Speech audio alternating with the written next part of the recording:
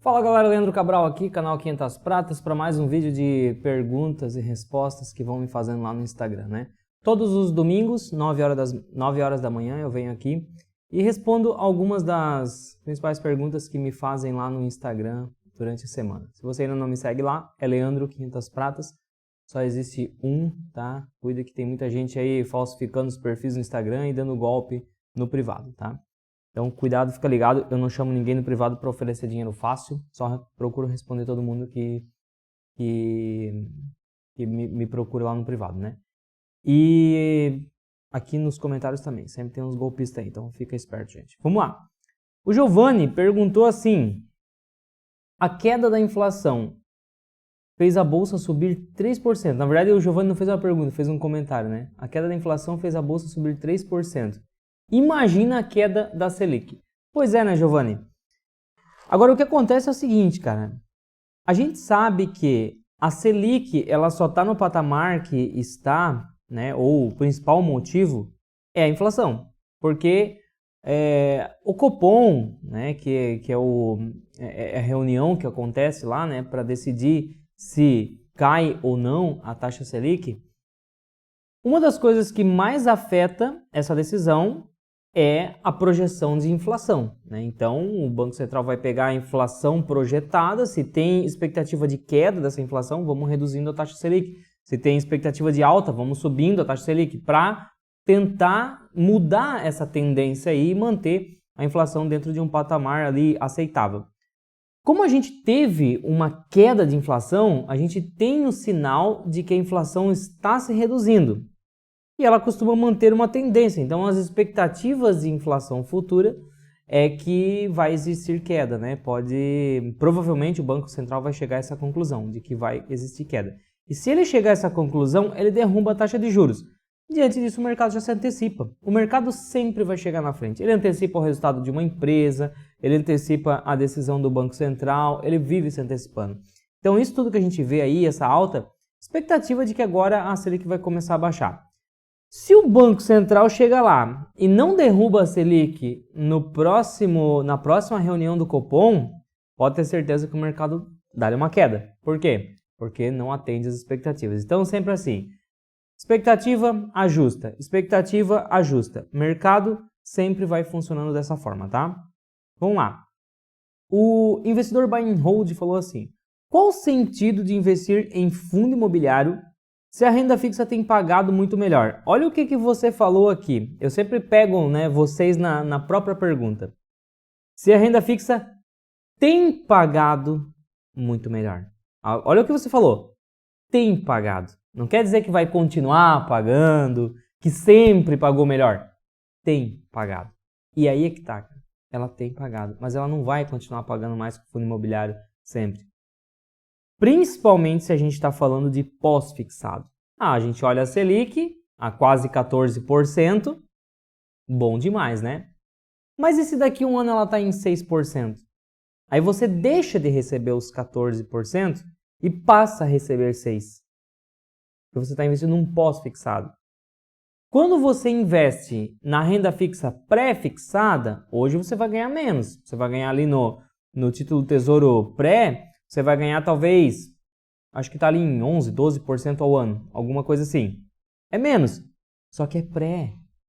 Até o vencimento você vai ficar ganhando isso. Não é tem pagado. Vai continuar te pagando isso. Tá entendendo? Porque você está pré-fixando. Quando você investe em fundo imobiliário, você está pré-fixando.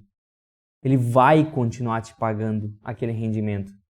Ah, Leandro, mas a Selic agora caiu para 2% de novo. Não interessa.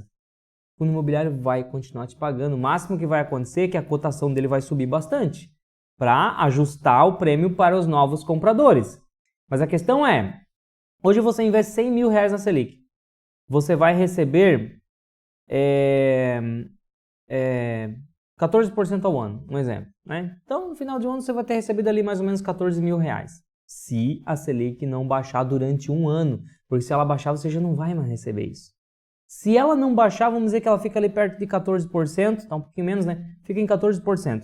Até o final do ano, venceu um ano o seu investimento. Se ela não baixou de 14%, você vai receber 14 mil reais lá em cima desses 100 mil que você investiu. Se você investe num fundo imobiliário, vamos imaginar que o fundo imobiliário está te pagando um dividendo ali hoje, né, proventos vindo da cotação lá, que vai dar mais ou menos ali 0,8% ao mês, vamos colocar aqui, você vai receber uns 800 reais por mês investindo 100 mil reais. Vamos dizer que vai dar 10% no ano. Então você colocou 100 mil reais, você vai receber 10 mil reais no final do ano. Agora, você vai receber esses 10 mil reais porque isso vem do pagamento de aluguel do inquilino. E não me interessa se nesse meio período a Selic caiu para 2%. Você vai continuar recebendo 10 mil reais de proventos. Ah, Leandro, no ano que vem a Selic ficou o ano inteiro em 2%. Se você colocou seus 100 mil reais na Selic investida e você não mudou, você vai passar a receber só 2 mil reais por ano de rendimento, que é o 2%, se a Selic chegar em 2%. E no fundo imobiliário, vai receber quanto? Os aluguéis são sempre ajustados para cima, então de 10 mil talvez você passou a receber 11 mil reais de provento daquele fundo imobiliário. Ah, Leandro, mas daí eu vendo o meu dinheiro na Selic e nessa hora eu compro cota de fundo imobiliário. Vai pagar caro pra caramba, porque o mercado não é bobo. Se a Selic não rende mais nada, o mercado procura um rendimento melhor. Vai todo mundo para fundo imobiliário daí, vai para ações. Aí, ó, estufa o preço. Então, por que a gente investe em fundos imobiliários agora se a renda fixa tem pagado muito melhor, como você falou? Porque a gente olha a longo prazo e não olha para os pés. Beleza? Amanda perguntou, vale a pena o IVVB11 para dolarizar a carteira? Vamos lá, Amanda. A primeira coisa que você tem que entender é o seguinte. O IVVB11 é um ETF. Um ETF é um fundo de investimento que simplesmente replica um índice. Não tem decisão de um investidor, de um gestor por trás. Não tem um gestor estudando a empresa, decidindo qual que compra ou qual que não compra. Simplesmente é um fundo que ele olha, qual que é o índice aqui que nós vamos seguir? O índice é esse. Qual que é a métrica? Qual que é a carteira teórica desse índice? É essa. Replica. Ctrl+C, Ctrl+V. Não tem decisão nenhuma por trás, por parte do gestor. Tá? Simplesmente tem o trabalho de olha o índice, Ctrl+C, Ctrl+V. Monta a carteira. Então o que você tem que fazer para investir no ETF? Você tem que estudar o índice. Vamos lá, IVVB11 é um ETF no Brasil que replica um ETF nos Estados Unidos que se chama IVV. O IVV, por sua vez, nos Estados Unidos, replica um índice lá, que é o índice S&P 500. O índice S&P 500, ele simplesmente tem uma métrica lá que ele coloca nessa cesta teórica as 500 maiores empresas da Bolsa Americana que deram lucro nos últimos 4 trimestres. Isso é um ponto bem legal. Eu gosto da ideia de ter de replicar o índice S&P 500. Afinal de contas, a gente está exposto à economia americana. Agora, tem outros ETFs que replicam, por exemplo, eu fiz um vídeo recentemente, vou deixar o card aqui, ó, que eu mostro que nesse momento eu prefiro outro ETF em relação ao IVV. Eu tive o IVV bom tempo, agora eu estou pensando em tirar o IVV da minha carteira e deixar somente um outro ETF pelos motivos que eu expliquei nesse vídeo aqui, depois você assiste ele, tá? Então é isso, você tem que olhar o índice, ver se aquele índice faz sentido para você e decide se vale a pena investir naquele ETF ou não. Isso serve para qualquer ETF, tá? O Léo perguntou, para quem já é aluno, tem desconto para reativar o acesso? Tem, Léo. Sempre que você já foi aluno da Estratégia 500 Pratas, quando está chegando o vencimento, você manda uma mensagem para o meu suporte no WhatsApp, que eu vou deixar o link aqui na descrição, 50% de desconto. Ou se você já foi aluno, pô, Leandro, já venceu há 3 anos atrás o meu acesso. Não interessa. 50% de desconto é garantido. Você fica com o seu cadastro aqui na nossa base de dados, a gente consegue ver que você já foi aluno e a gente libera os 50% de desconto para você, tá? Só chama o suporte aí que o pessoal libera o cupom lá. O Gilberto perguntou assim, dólar em queda, é hora de diversificar no exterior? Bom, Gilberto, eu vejo assim, ó, hora de diversificar no exterior, cara, é o tempo todo, né? Porque o que faz a gente diversificar no exterior? Você não confiar só no Brasil, né? Então eu, por exemplo, cara, eu confio muito nas empresas brasileiras e tal, mas eu não confio 100% na nossa economia e eu não confio e eu não acredito que a nossa economia ela vai crescer mais que o resto do mundo. Então, eu vejo que ela tem potencial de crescer, temos muitas boas empresas aqui, por isso que a maior parte do meu capital está no Brasil e continua no Brasil, e até que esses fundamentos não se alterem, vai continuar no Brasil, certo? Porém, tem muita coisa boa lá fora e muita empresa com potencial de crescer mais do que as empresas brasileiras ainda. Então é por isso que eu diversifico no exterior o tempo todo, tá? Aí tem gente que diz, mas o dólar tá caro. Você acha que vai voltar até quantos dólares? Vai voltar a R$2? A 2,50? A 3? Quanto você vai ficar esperando? Eu vejo que o futuro, da forma que as coisas andam, muito mais tendência de subir do que cair no longo prazo, né? Então, eu vou sempre diversificando no exterior. Agora, é claro, quando o dólar cai, pô, aí a oportunidade é muito melhor. Agora, por exemplo, quando eu estou gravando esse vídeo, o dólar tá um pouquinho abaixo de R$5, né? Então, já fiz uma remessa para lá essa semana e eu uso para investir só em dólar, eu uso a Nomad, tá? Uma das corretoras que eu uso, conta global, né? Porque a Nomad tem um cartãozinho, quando eu viajo para o exterior eu posso passar lá também. Dá para investir em tudo quanto é ativo na Nomad e se for abrir conta na Nomad, não tenho parceria com a Nomad nada, mas eu recomendo porque você ganha ali um cashback de até $20 usando o meu cupom de indicação e eu também ganho uma comissão aqui. Então, uma forma de ajudar a remunerar o meu trabalho aqui, o canal, tá? Mas faça a sua escolha, não se sintam enviesados pela minha recomendação, sempre deixo claro isso por quê? Porque eu não tenho parceria com nenhuma corretora, com ninguém. Então, eu simplesmente recomendo porque eu uso e quando é porque eu vou ganhar uma comissãozinha de volta, eu deixo claro isso para vocês também, tá? Então, se você foi lá, olhou, pô, eu gostei da Nomad, então não custa nada, usa o cupom 500 pratas lá, você vai ganhar um cashback e eu também ganho uma comissãozinha aqui, beleza? Vamos lá. O Renan perguntou assim, você já pagou o preço da ignorância? Legal, Renan. Legal essa pergunta porque eu sempre falo assim pra você, né? Eu sempre falo muito do preço da ignorância. O que é o preço da ignorância?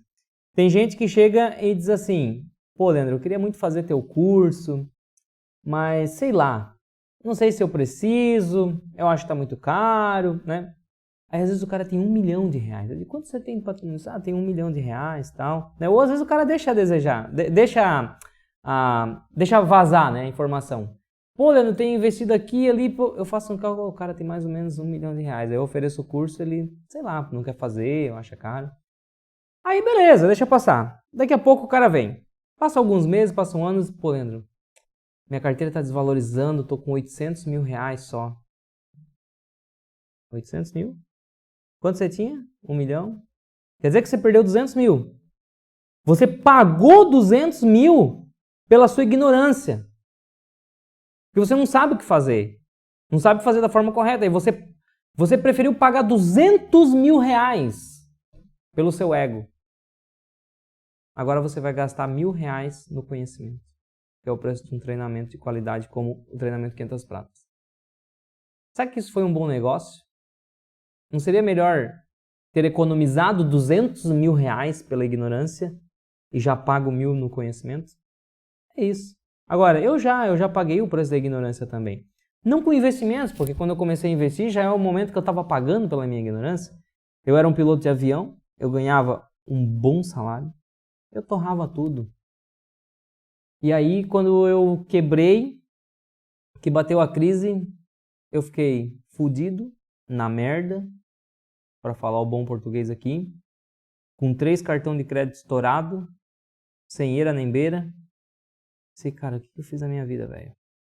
Não pode ser verdade. Ganhava um puta de um salário, podia ter feito o meu pé de meia, ganhado, poupado, não fiz nada disso. Fui burro mesmo, né? Preço da ignorância. Mas eu ergui a cabeça, empreendi, voltei, dei a volta por cima, com outra mentalidade, foi bom ter quebrado, né? Foi o preço da ignorância. Voltei buscando conhecimento, com sede de conhecimento, está aí. Conquistei a minha liberdade financeira. Nunca é tarde.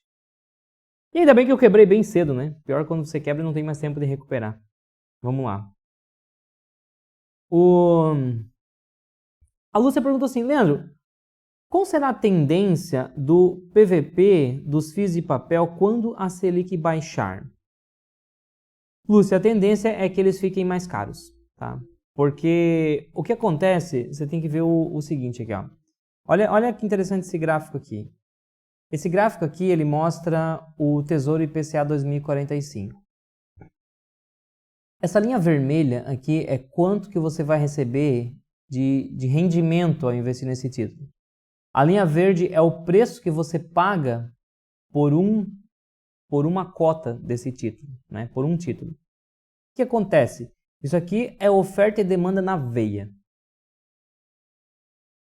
É igualzinho fundo imobiliário, principalmente de papel. Veja aqui, quando se investia aqui, ó, no dia 20 de fevereiro de 2017, o preço de uma cota do Tesouro IPCA era R$ 678.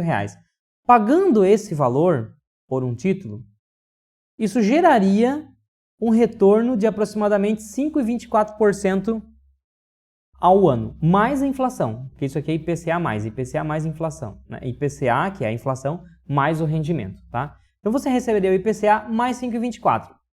Só que aí, de repente, a procura por esse título aumenta. Se a procura aumenta, o preço vai lá em cima. E o preço saiu aqui, ó, em 2018 de R$ 674 e foi para R$ 1.500 o preço de uma cota. Como o preço está mais caro, você vai pagar mais caro, só que o valor que ele vai te pagar de rendimento basicamente não muda, vai acontecer que o valor do rendimento vai cair para 3% ao ano. Então, como o preço subiu muito, o rendimento caiu. É o preço que muda o rendimento. Às vezes as pessoas vão lá dizer, Leandro, pô, o título IPCA está pagando 6, agora subiu para 6,5. Não é que ele subiu para 6,5, é que a cota caiu, a marcação a mercado caiu, e quando a marcação a mercado cai, o rendimento acaba sendo maior. Um fundo de papel é a mesma coisa. E um fundo de papel, o de tijolo, ele também segue essa tendência, mas ele não é tão relacionado quanto o de papel é relacionado com esse gráfico aqui. Porque, basicamente, um fundo de papel, ele vai olhar essa linha vermelha aqui, tá? Que é o prêmio que ele está pagando, e ele vai cobrar um prêmio extra aqui. Porque, teoricamente, um fundo imobiliário é mais arriscado que o Tesouro. Então, quando o Tesouro Direto está pagando 6% ao ano, um fundo de papel ele vai estar pagando mais ou menos 8, 9, 10% ao ano de rendimentos, além do IPCA. Tá? Quando o título do Tesouro caiu para 3%, um fundo de papel vai pagar 5, 6, 7% ao ano. Não é que ele vai mudar o pagamento, é a marcação ao mercado que vai ajustar. Então, quando o título do Tesouro sai de 600 e vai para 1.500, o rendimento dele cai de 6 e vai para 3. Um fundo de papel que estava pagando 8% e ele só estava rendendo 8% de dividend yield porque a cota dele estava muito baixa, como agora eu tenho um título pagando 3%, está muito baixo, 3%, o investidor não é bobo nem nada, o mercado ele vai olhar, cara, não está mais valendo a pena comprar título do Tesouro porque está muito caro. Vou procurar uma coisa melhor aqui, deixa eu ver, opa, fundo de papel, compra fundo de papel, compra, sobe o preço do fundo de papel, marcação a mercado, subiu o preço, o dividend yield cai, ao ponto de chegar próximo a esse retorno, esse dividend yield que vai gerar aqui o título do Tesouro. Agora, não precisa sair de 600 e chegar em 1.500 para o mercado ver isso. Qualquer minúscula variação aqui já vai fazer o mercado o tempo todo ficar procurando um ativo melhor. Então, eles vão subindo e descendo junto. Eles vão caminhando junto. E quando cai aqui a cotação do título do Tesouro, quando sobe a cotação do título do Tesouro, sobe também a cotação do fundo de papel. E como sobe, fica mais caro. É por isso que o PVP ele acaba ficando mais esticado. É por isso que eu, por exemplo, não me importo muito em pagar PVP acima de 1 para fundo de papel. Tem gente que diz não, é uma regra absoluta, PVP acima de 1. Eu não vejo que isso tem que ser uma regra, por quê? Porque às vezes o fundo ele conseguiu travar uma operação boa enquanto a taxa de juros estava mais alta. Aí agora que a taxa de juros cai, eu não vou conseguir pegar aquela mesma taxa que o fundo pegou. Mas mesmo eu investindo naquele fundo de papel com um PVP acima de 1, ainda é mais vantagem do que eu investir em várias outras classes que eu tenho à disposição. Então eu escolho aquele que está pagando melhor, mesmo que seja um pouco caro. Aí, qual que é a relação disso aqui com a Selic, por exemplo? Olha só, Selic é 14% hoje. Olha quanto que está a cota desse fundo aqui, ó, R$1.000. O prêmio que ele está pagando, 6,5. Chegou a bater 6,60 aqui, ó. Tá muito bom. Por quê? Porque a Selic, que é um pós-fixado, está tirando dinheiro dessa classe de ativo aqui. Está tirando dinheiro. Por quê? Porque está pagando bem no curto prazo. Se a Selic cai para 2% daqui a um ano, o mercado vai olhar e vai dizer, cara, a Selic não rende mais nada, né? Só que olha só, não precisa esperar vencer o ano. Conforme a Selic vai caindo, isso já vai acontecendo. Só trago prazo mais longo para você entender o tamanho do movimento. Se a Selic sai de 14 e vai para 2, o mercado não vai ficar investido na Selic, porque não rende mais nada. O mercado vai procurar algo que rende mais. Uma das coisas que o mercado vai achar é o Tesouro IPCA+. Ah, beleza, IPCA+, olha só, achei um aqui que paga IPCA mais 6,3% ao ano. Nem vai dar tempo, né, de acontecer isso aqui, porque o mercado vai comprar com força isso aqui, porque a Selic não rende mais nada. Como vai comprar com força? Essa linha verde, que é a cotação, vai subir. Como ela vai subir, a linha vermelha vai cair.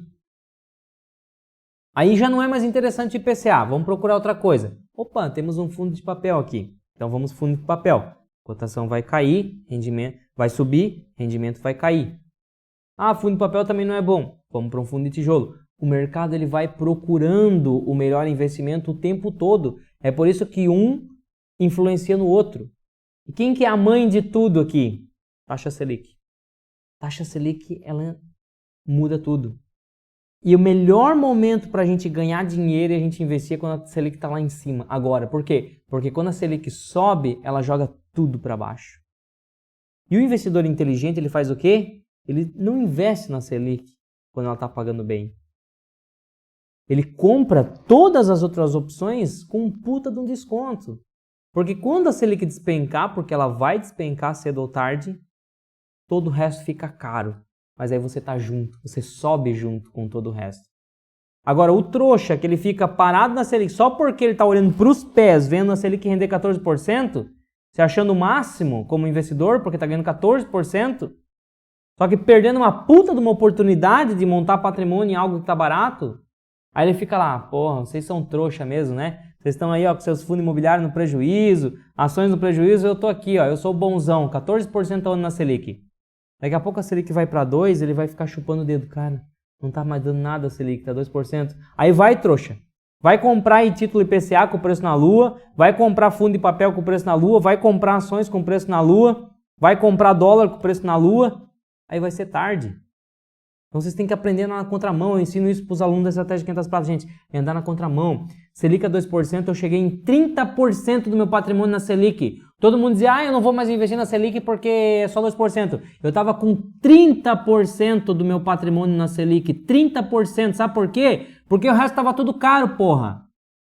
E eu não estou ali para ganhar dinheiro na Selic. Aí quando a Selic foi para 14%, o resto despenca. Aí o que o Leandro faz? Eu tenho dinheiro para comprar mais. Aí agora eu zerei meu caixa na Selic. Zerei não, mas está quase zerado. Por quê? Porque tem muita oportunidade. Aí o trouxa, quando estava em 2%, ele não queria investir na Selic. Porque não rendia nada. Aí ele pagava caro nas ações, ele pagava caro nos fundos imobiliários, ele pagava caro em tudo. Só não botava dinheiro na Selic.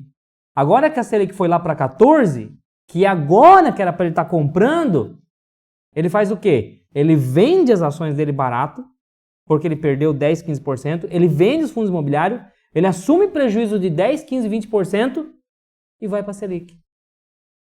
Ele errou em não comprar Selic barato, errou em comprar demais bolsa cara, errou em vender no prejuízo e ele errou mais uma vez ao botar na Selic agora. E pode ter certeza que enquanto ele não estudar, ele vai errar mais uma vez vendendo a Selic barato para comprar a bolsa cara de novo. E ele vai fazer isso até o dinheiro dele acabar. A hora que acabar, ele vai juntar os cacos que sobrou e vai investir em conhecimento. Sempre assim. Pensa nisso. Vamos lá. Me estresso aqui às vezes, mas é pro bem de vocês. Não leva a mal. Vou até ligar o ar-condicionado aqui. Porque bateu o calor. Eu vou tomar um chá também. Ó. Não comprei. Não gosto desse tipo de coisa. Mas eu uso com prazer porque eu ganhei de um seguidor. Warren Buffett. Eu não sigo a estratégia do cara ao pé da letra, mas eu tiro o chapéu. Tem muita coisa que eu considero na minha forma de investir. Vamos lá. Aqui eu falei do PVP. Agora o Marcos falou, como faço para ter a planilha da estratégia 500 pratas? Planilha da estratégia 500 pratas é a joia da coroa, né? Todo mundo quer a planilha. Por que todo mundo quer? Porque ela automatiza a decisão. Tudo isso que eu falei para vocês. Olha só, a gente pega e coloca aqui a quantidade, reserva de oportunidade, certo? Por exemplo, aqui na carteira do YouTube agora eu estou com 12%. Quando a Selic quanto mais alta a Selic, mais eu reduzo a reserva de oportunidade. Por quê? Porque chegou a oportunidade. Aí eu invisto. Agora, quando a Selic despenca, a gente aumenta isso aqui, ó, faz caixa. E aí a planilha ela vai calculando quanto que eu vou... Porque a gente nunca para, galera. Na estratégia 500 pratas, a gente nunca para de investir em ações, fundos imobiliários, dólar. A gente nunca para.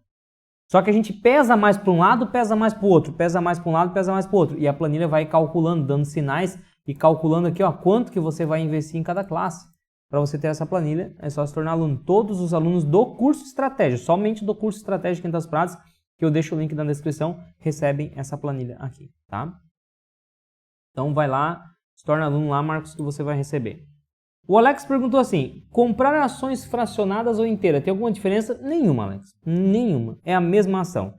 Se você compra um lote de 50, um pacotinho de 50 fracionado agora, depois você compra mais uma de 50 fracionado, você passa a ter um lote cheio de 100. E aí você comprou com um F no final e agora você pode vender sem um F no final. É a mesma coisa, tá? É só um recurso da bolsa para quebrar o lote. Não sei por que ainda existe essa baboseira aí, separa em dois mercados. Por que não faz tudo, vende uma de cada vez? Mas tem coisas que não dá para entender. Vamos lá. O Augusto perguntou assim, na DRE, que é o demonstrativo do resultado do exercício, você como investidor tem que saber ler uma DRE, tá? Se a depreciação não é uma despesa imediata, por que ela é descontada do lucro? Para bater imposto de renda, simples assim, tá? Porque o objetivo de uma empresa, por mais que seja dar muito lucro, contabilmente, o objetivo é sempre esconder o lucro. Porque quanto mais a gente esconde o lucro contabilmente, menos imposto de renda a gente tem que pagar sobre o lucro. Como no Brasil a legislação de imposto de renda é extremamente complexa, a carga tributária é alta pra caramba, é difícil, sufoca a empresa. Então a contabilidade ela trabalha formas de esmagar a margem de lucro, deixar a margem de lucro mais baixa, por quê? Porque vai pagar menos imposto de renda. Então, quando você vê uma empresa com um fluxo de caixa livre forte, mas a margem de lucro mais esmagada, a contabilidade está fazendo uma boa gestão ali, né? Dinheiro está entrando, mas eles estão conseguindo esmagar a margem para a gente pagar menos imposto de renda. Sobra mais dinheiro para distribuir no final do dia para o acionista, tá? Então, só por isso. Depreciação é uma forma de abater imposto de renda. A Sara perguntou, o seu curso é para avançado ou intermediário? É para todo mundo, Sara. É para todo mundo. Olha só, o curso eu dividi assim, ó. Eu coloquei os módulos até o módulo 4 aqui. Ele é básico. Eu vou pegar na mão assim, você pode não saber nada, mas absolutamente nada. Você vai entender tudo que eu coloquei até o módulo 4. E mesmo quem já investe vai organizar as ideias, tá? Primeira parte.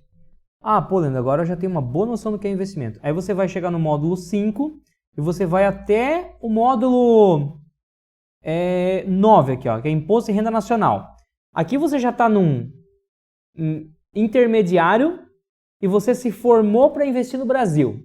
Pronto, não precisa mais que isso. Até o módulo 9, você é um investidor preparado para investir no Brasil e até declarar imposto de renda, que é a parte final. Leandro, eu quero avançar. Vamos para frente. Aí você vem do módulo 10 para frente, investimento no exterior, stocks, REITs, ETF, imposto de renda no exterior. Mais um passo, quarta fase do curso. Você se formou aí, aliás, terceira fase, né? Terceira. Você praticamente se formou um investidor pronto para investir no Brasil e no exterior. Leandro, eu quero ir mais fundo nesse negócio. Eu quero ser um investidor pica das galáxias. Vamos em frente. Aí eu estou inserindo mais módulos, por enquanto eu tenho um módulo de valuation aqui. Extremamente complexo isso aqui. Não é necessário se você não é um investidor que quer gastar muito tempo com isso. Ah, eu não sou uma dona de casa, eu quero só saber o básico, só quero investir no Brasil. Até o módulo 9 você já vai estar formado. Quando você tiver mais experiência, você pode ir avançando, né? Agora, você quer ser um investidor preparado mesmo? Você vai chegar... Olha só o módulo de valuation aqui, ó. A gente tem 15 aulas. São mais de 4 horas de conteúdo. Aqui, 4 ou 5 horas, tá? Muita coisa. Aqui você vai tornar um investidor avançado mesmo. Tem planilha para você fazer valuation, tudo completinho, beleza? Então, tá aí, o curso pega do básico ao avançado, completaço. Eu tô para ver um curso mais completo que esse. Me diz aí se você conhece. Eu desconheço. 141 aulas, 37 horas de conteúdo. Todas as aulas, todas, têm um suporte aqui, ó. Você vai deixar a sua pergunta aqui e eu vou responder todas as dúvidas. Todas as aulas têm, olha só. Temos aqui 24.600 perguntas respondidas, estou com 4 para responder aqui. Algumas é só um obrigado aqui, já vou até zerar isso aqui, ó. Beleza, agora ficou só 3. Show de bola. É isso. Vamos lá. O Rafa perguntou assim, o que acha da Taesa nesse momento pós-notícia? Olha, me perguntaram muito sobre a Taesa, vamos conversar um pouquinho sobre ela. Cara, a Taesa, você tem que entender o seguinte, uma empresa de energia no Brasil, elas dão saltos de crescimento, geralmente, conforme as concessões vão saindo as rodadas, né, os leilões de transmissão, leilões de geração, né, os leilões lá da Anatel. A empresa ela vai pegando esses leilões e ela vai aumentando muito o tamanho dela.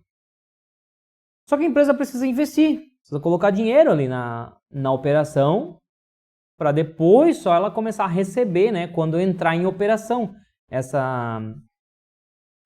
esses projetos. Como a receita é muito previsível, porque geralmente as RAPs, né, que é a receita anual permitida de um leilão, elas têm contratos de 30 anos. Então, basicamente, uma companhia de energia elétrica, quando ela pega um leilão da Anatel, ela já tem garantido que por 30 anos ela vai ter uma receita. Depois que entra a operação, não tem mais custo, já investiu, aí é custo de manutenção. Então vai ter todo aquele período para receber. Como já tem essa garantia, veja que a gente consegue prever 30 anos na frente a receita. Qualquer banco empresta dinheiro para essas empresas, principalmente se ela for bem administrada e mostrar que ela tem condições de fabricar aquele projeto e segurar as pontas por 30 anos, né? Se o banco vê assim, não, eu vou te emprestar o dinheiro, você vai conseguir fabricar um negócio aqui, você vai conseguir fabricar essa rede de transmissão, por exemplo, e depois mesmo com o saldo que você tem para receber nesses 30 anos aqui, você vai conseguir pagar a dívida comigo. Então tá aqui o dinheiro. É muito fácil para um banco prever se ele vai levar calote ou não quando eu falo de empresa de energia. Então essas empresas, elas costumam, algumas até preferem fazer caixa, outras não. A Taesa, por exemplo, quer ver só? Vou mostrar aqui na tela para você entender o que eu estou falando. Antes disso, né, eu até acho engraçado isso aqui e faço questão de mostrar. Olha só. Olha a cotação dela. Olha que aula aqui. Aquilo que eu falo, preço da ignorância.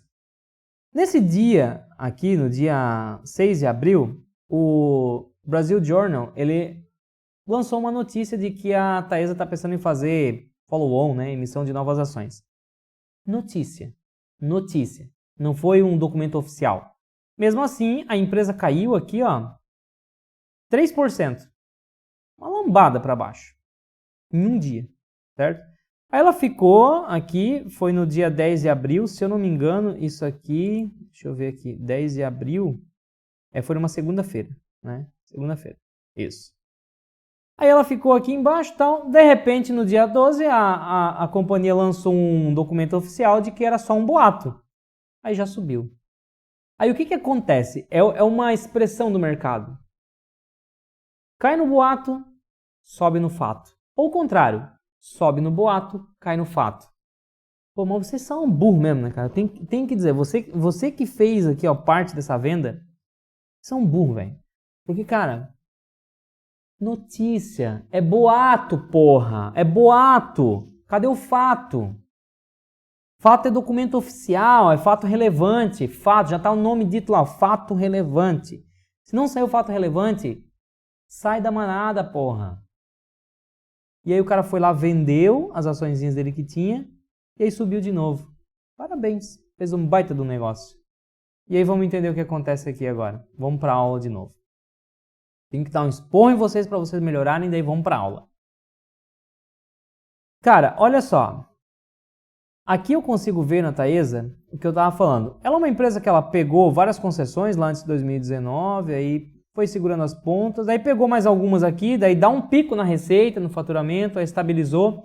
Em 2018 para frente ela pegou várias concessões ali, então praticamente ela dobrou de tamanho, seja em receita, em lucro, e aí agora ela está meio parada aqui.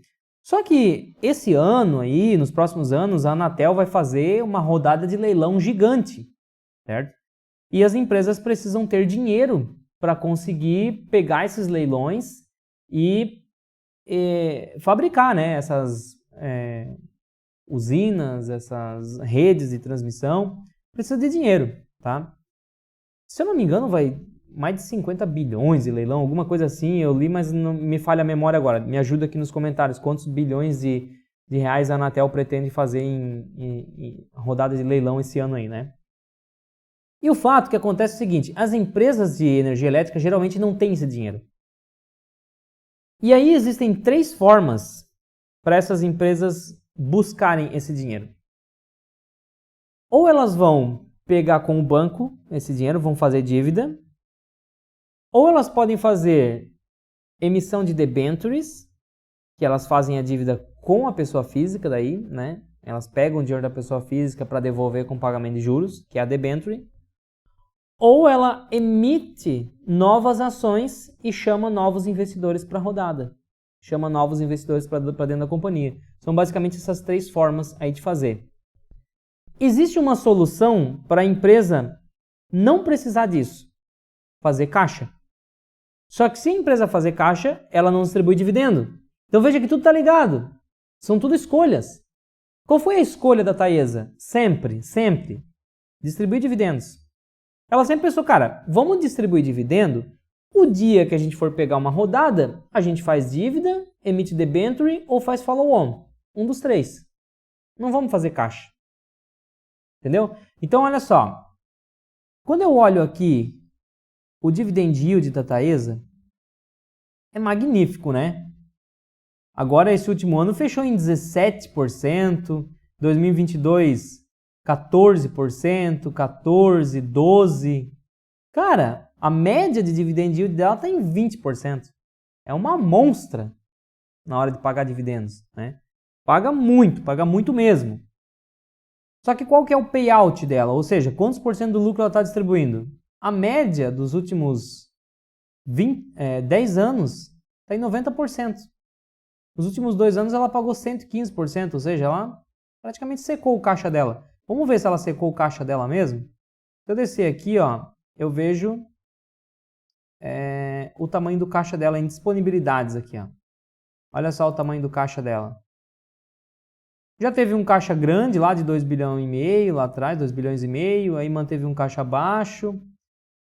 Agora ela está com um caixa aqui, ó, de 1 bilhão. Né? Tem 1 bilhão em caixa.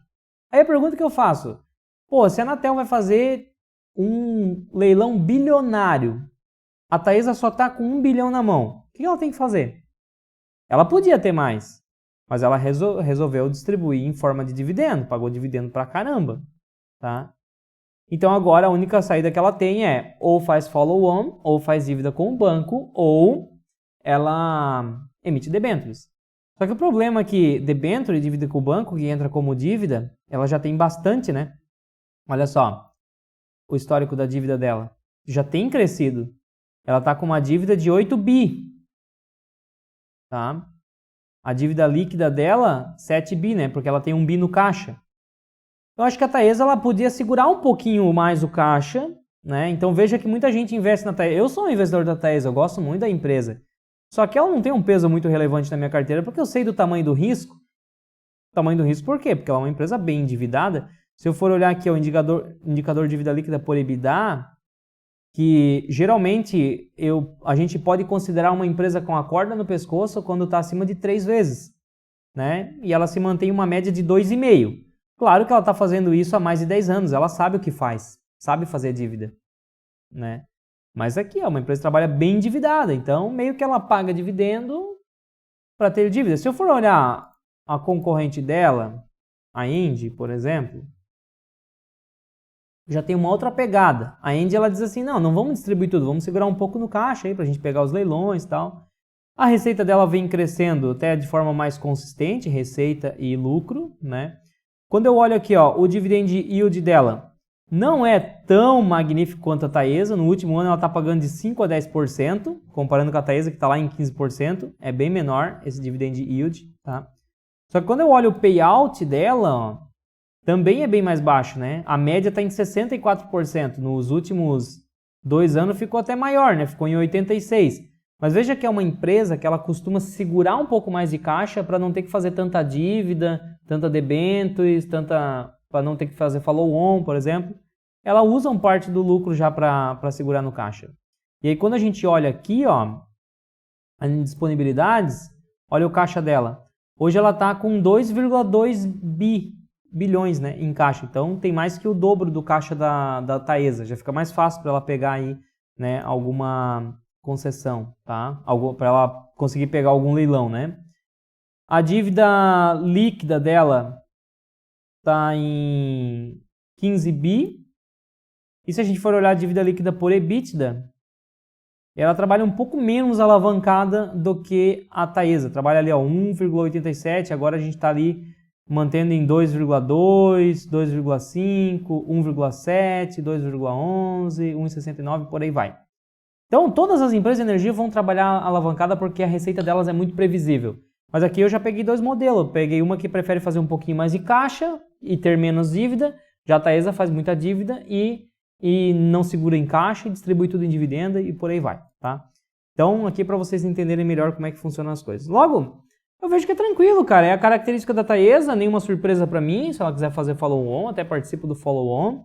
E vamos para frente. A empresa crescendo, se tornando mais diversificada. Vamos lá. O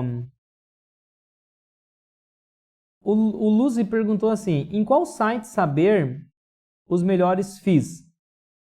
Cara, a gente tem vários sites aí, né, que ajudam você a ir lá, criar um filtro de FII, mas a melhor forma de você ver isso é você ler o relatório gerencial de cada fundo imobiliário, tá?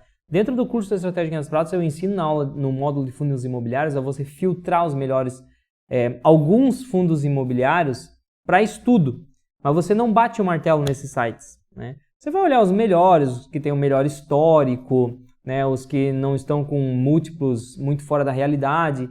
E aí você faz uma boa seleção para que você consiga continuar o estudo olhando direto o relatório gerencial, os documentos oficiais do fundo imobiliário, tá? Mas não vai ter um site que vai dizer, não, bate o martelo que esse aqui é top. O Multiestruturas perguntou, você acha que o dólar será substituído pela moeda chinesa? Olha, tem se falado muito nisso ultimamente e eu realmente acho que não. Não pelo menos no curto prazo, porque, cara, o dólar é a moeda universal ainda e principalmente as commodities, né? Elas são cotadas em dólar. Então, como a commodity é cotada em dólar, as economias mundiais, né, os bancos centrais e as empresas que importam já costumam fazer a reserva em dólar para ficar mais fácil de trabalhar com a commodity. Então, primeiro, para que o yuan, né, yuan chinês ele consiga substituir o dólar, as commodities teriam que começar a ser cotada em dólar. E eu não vejo... Isso aí seria um processo de aceitação mundial, né? Que não é tão fácil assim. Então eu vejo que quando dá, eles tentam tirar o dólar da jogada, é isso que eles estão tentando fazer, por exemplo, nas relações com o Brasil. Mas ainda assim, a cotação da commodity que a China e Brasil vão negociar um com o outro vai ser cotada em dólar, tá? Então não tem como abrir mão do dólar no curto, médio prazo aí. Pra gente fechar, o Tadeu perguntou assim, ó, como manter a mente sã devido a mil atribuição do dia a dia? Essa é uma pergunta mais, né, mindset. Cara, leia o livro, Tadeu, leia o livro Essencialismo. Você tem que aprender a focar em algumas coisas. Eu sou um cara que eu pratiquei muito essencialismo, minimalismo também, nos últimos tempos, né? E a questão é que não dá pra você fazer tudo, senão você faz tudo meia boca e não faz nada bem feito, né? Então você tem que escolher algumas coisas e direcionar energia para aquilo. É isso que eu tenho feito e eu consigo trabalhar, curtir a família, curtir a liberdade financeira, estudar, praticar meus hobbies, tudo com tempo para cada coisa. E aí você, quando está fazendo uma coisa, você está com toda a sua dedicação naquela coisa e não pensando já em outras. Por quê? Organização. Então, faça isso, tá tudo certo. Meu nome é Leandro Cabral, esse aqui é o canal 500 Frases. Espero que você tenha gostado de mais uma aula e eu te vejo no domingo que vem às 9 horas. Fui!